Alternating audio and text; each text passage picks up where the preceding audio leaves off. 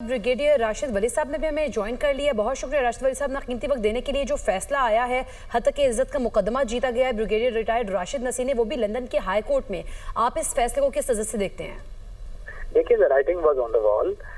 झूठ का तुमार बांधना, हर्जा सराई करना और एक जो बैनुल-अक़वामी जो ऐसी कुव्वतें हैं जो डिस्टेबलाइज करना चाहती हैं पाकिस्तान को, उनका आलाकार बन के कंटिन्यूअल झूठ बोलना, वो किसी और जगह तो मुमकिन हो सकता है, मगर जहाँ पे कानून और उसकी गिरफ्त बहुत मजबूत हो, तो यूके अब उनकी ये सिस्टम ने ये साबित कर दिया है कि ये कंप्लीट झूठ पे मबनी इनका टोटल बयानिया था। ट्रोलिंग कर रहे थे और अब इन पे जो जुर्माना हुआ है, ये इसकी इंडिकेशन करता है कि ये कितना झूठ बोलते हैं। और ये एक मैसेज है जो इनकी हर्जा सराई को सुनते भी हैं लोग, उसको ट्रोलिंग को डिसैमिनेट करते हैं, उससे असर कबूल करते हैं कि ये एक कंप्लीट झूठा शख्स था आदिल राजा, और अब उसका झूठ बेनकाब हुआ है। कोर्ट ने उस पर मोहर साबित कर दी है और ये जाहिर करता है कि ये किस कदर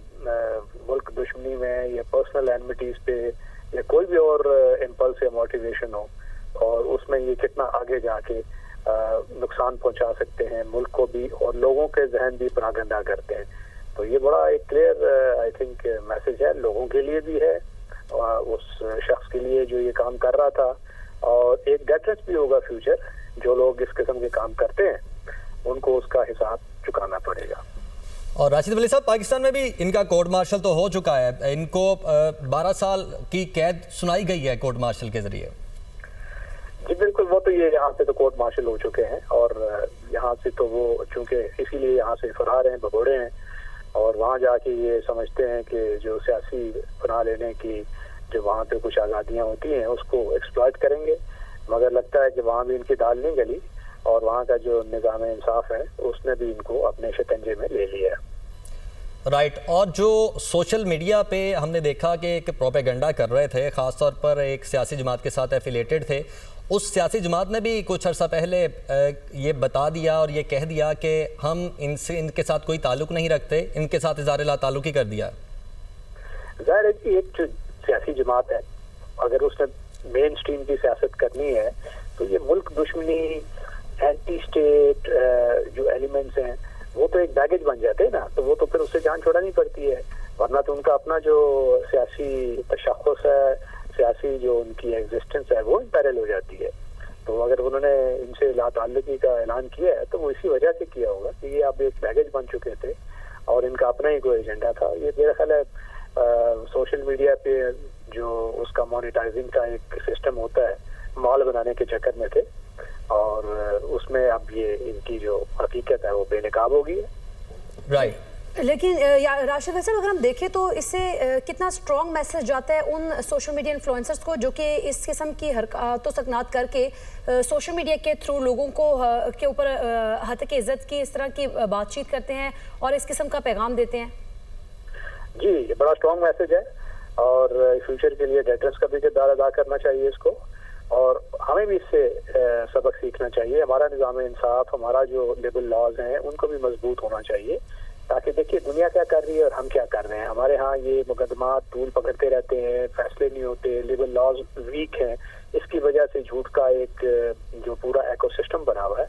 तो हमें अपने लॉज और हमारी जुडिशरी को भी इसका भी मेरा ख्याल है वो इदराक करेंगे, और वो चीज़ अगर हम यहाँ पे इम्प्लीमेंट करेंगे तो बहुत से जो हमारे ये सोशल मसाइल और ये जो डिसइंफॉर्मेशन और फेक न्यूज़, इसके जो समाजी मसाइल पैदा हो रहे हैं, उनसे हमारी निजात होगी।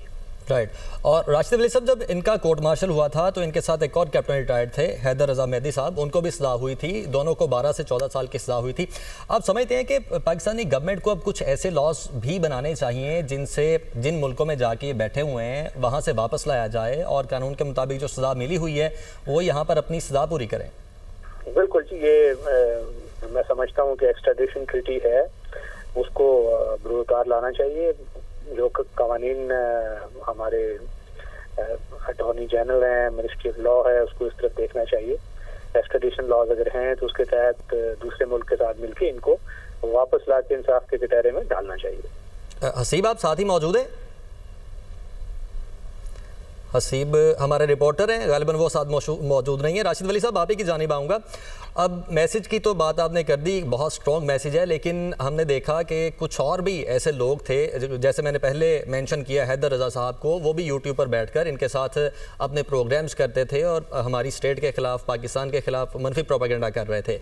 लेकिन जब इस तरह के फ़ैसले आ रहे हैं, इस तरह के फ़ैसलों के बाद ये आदिल राजा साहब या इनके साथ जितने भी लोग मुंसलिक हैं, आपको लगता है किसी न किसी हद तक अब वो बाज आ जाएंगे? जी, हमको बाज आ जाना चाहिए। बाज अगर नहीं आएंगे तो वो इंसाफ के कटहरे में आएंगे, उनको ये इंसाफ का सामना करना पड़ेगा। तो इट्स अ गिवन, इसमें तो कोई शक नहीं है। राइट। राशिद वली साहब हमारे साथ मौजूद थे। हसीब अरसलान ने भी हमें ज्वाइन कर लिया। हसीब, ये बताइएगा कि इसके अलावा कौन से तरीक़ों से या किन एंगल से ये वहाँ पर बैठकर पाकिस्तान के ख़िलाफ़, चूँकि एक किस्म की ये नॉन स्टेट एक्टर हैं इस वक्त पाकिस्तान के लिए, तो क्या क्या एक्टिविटीज़ कर रहे हैं जिससे पाकिस्तान को डैमेज करने की कोशिश कर रहे हैं? देखिए, उनकी पब्लिक एक्टिविटी तो जो है वो कोई सच नहीं है, पब्लिक गैदरिंग्स नहीं है, इतना ज्यादा वो आते जाते नहीं है, ज्यादा लोगों को पता भी नहीं है कि वो कहाँ पे होते हैं। इधर भी वो बड़ा एक अंडरग्राउंड किस्म का उन्होंने वो एक मेंटेन किया हुआ है। इवन अदालत में भी जो है वो जूम के जरिए उन्होंने जो अपनी पेशियां हैं उसको मेरा ख्याल है सिक्योरिटी रिस्क बता के तो उन्होंने अटेंड किया। तो इसके अलावा सोशल मीडिया के अलावा तो यहाँ पे उनकी कोई एक्टिविटी नहीं है। और सोशल मीडिया पे भी जो कुछ हो रहा था उसका फैसला जो है आज आपके सामने आ गया है और अदालत की तरफ से बड़ी सख्ती से उनको कहा गया है कि इस तरह के किसी भी इल्जाम को ना दोहराने का हुक्म दिया गया। और आपको पता है कि यहाँ पे बरतानिया में हतके अदालत जो है उसको बड़ा सीरियस लिया जाता है। और जज ने स्पेसिफिकली एक और ये बात भी की है कि जो डिफेंडेंट थे यानी ब्रिगेडियर रिटायर्ड राशिद नसीम, उनकी तरफ से कम हर जाने का जो क्लेम है वो डाला गया। इससे ज्यादा अगर ज्यादा को भी कंसिडर कर सकते थे। ये जज के 62 पेज का ये फैसला जो है वो सामने आया।